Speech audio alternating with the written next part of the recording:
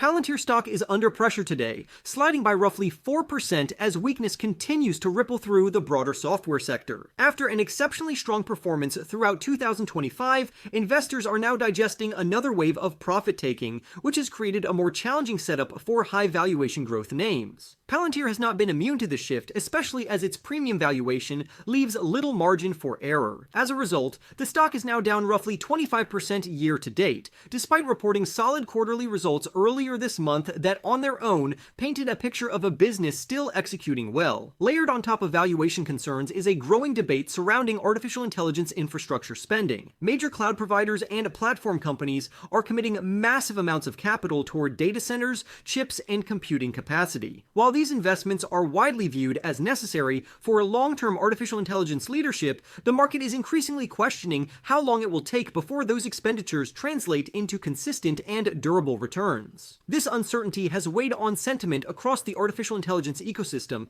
and has particularly impacted companies closely tied to the theme, including Palantir. William Blair analyst Louis De Palma has been vocal in pushing back against the increasingly cautious narrative, arguing that recent price action does not fully reflect the underlying strength of Palantir's business or the durability of its long-term growth drivers. De Palma points to a specific development that he believes the market may be significantly underestimating. A Palantir executive disclosed on X that Airbus renewed its Skywise contract for another 10 years in a deal valued at approximately $1 billion. While Palantir later confirmed the renewal in a press release without naming the customer, the magnitude and duration of the agreement carry important implications for Palantir's revenue visibility and long-term customer relationships. According to De Palma, many investors had previously assumed the original Airbus contract was a 5-year agreement signed in 2020, with a renewal decision expected later this year. He notes that Palantir had already hinted at this prior arrangement during its Q1 earnings call, and he believes the newly confirmed renewal helps clarify a key mystery behind Palantir's recent financial performance. Specifically, he argues that the 10-year renewal helps explain the sharp 67% increase in annual recurring revenue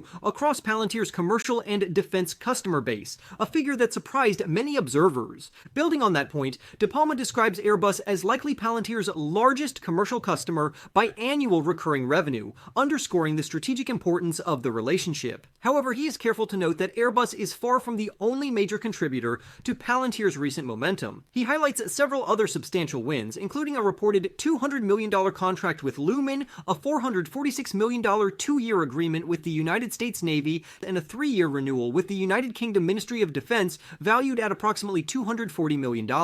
Taken together, these deals reinforce De Palma's view that Palantir continues to accumulate large, multi-year agreements across both enterprise and government channels. This steady flow of long-duration contracts not only supports revenue growth, but also enhances cash flow visibility, a factor that becomes increasingly important as investors reassess valuation. From a stock perspective, De Palma says he would not be surprised to see shares gradually work their way back toward their prior highs in the $200 range as confidence in the company's fundamentals reasserts itself. He adds that while he had been cautious on valuation for a long period, the recent pullback combined with accelerating free cash flow meaningfully improves the overall risk-reward profile. When it comes to valuation specifically, De Palma acknowledges that Palantir can appear expensive when viewed purely through a sales multiple lens. However, he argues that this perspective fails to capture the company's improving profitability and cash generation. Based on his estimates, Palantir currently trades at roughly 58 times expected 2027 free cash flow, compared with a consensus estimate closer to 63 times. While those figures may still seem elevated, they represent a significant reduction from historical ranges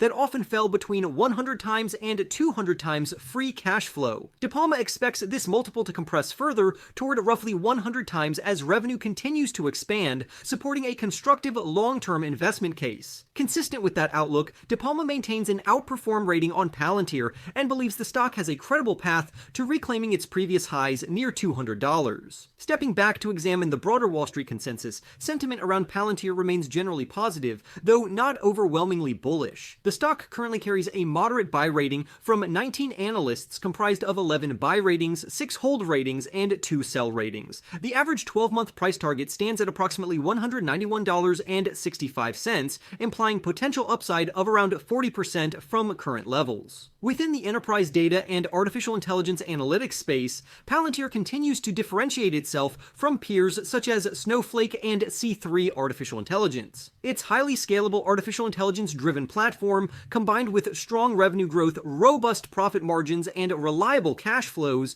sets it apart in a competitive landscape. These attributes position Palantir as a compelling opportunity within the artificial intelligence-focused defense and enterprise software space. Central to this story is Palantir's artificial intelligence platform, which allows organizations to integrate and deploy artificial intelligence and large language models across highly complex data infrastructures. This capability has driven strong adoption among both United States commercial customers and government agencies as organizations seek practical, scalable ways to operationalize artificial intelligence rather than simply experiment with it. That demand translated into impressive financial results in Q4 of 2025. Revenue from United States commercial customers reached $507 million, representing growth of 137% year-over-year and 28% quarter-over-quarter. During the same period, revenue from the government segment climbed to $570 million, reflecting growth of 66% year-over-year and 17% sequentially. Looking ahead, Palantir expects this momentum to continue. The company forecasts full-year 2026 revenue between $7,182 million and $7,198 million, more than double the $3,320 million reported in 2025. Importantly, growth visibility also appears strong, as remaining deal value within United States commercial operations reached $4,380 million in Q4 of 2025, up 145% year-over-year and 21% sequentially. Palantir also expects steady improvement in generally accepted accounting principles operating income and net income across every quarter of 2026. With a Rule of 40 score of 127%, far exceeding the 40% benchmark, the company demonstrates a highly scalable business model that supports sustained growth. Adding to this strength is Palantir's competitive moat. Its flagship platforms, Gotham and Foundry, face limited, meaningful competition, which underpins predictable cash flows and long-term customer retention.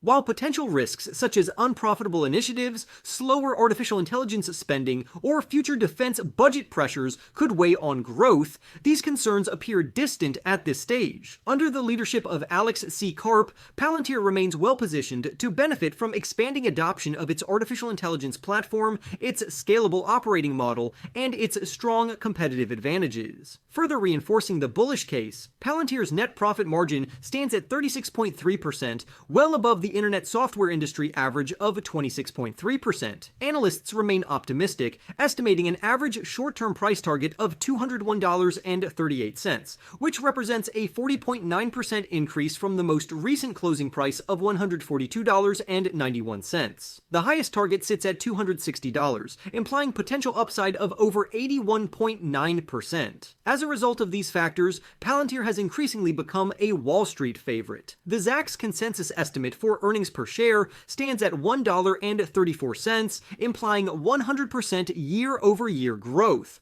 reflecting confidence in the company's earnings trajectory and long-term outlook. For more stock news updates, remember to press the like button and subscribe. With that being said, I will see you in the next video.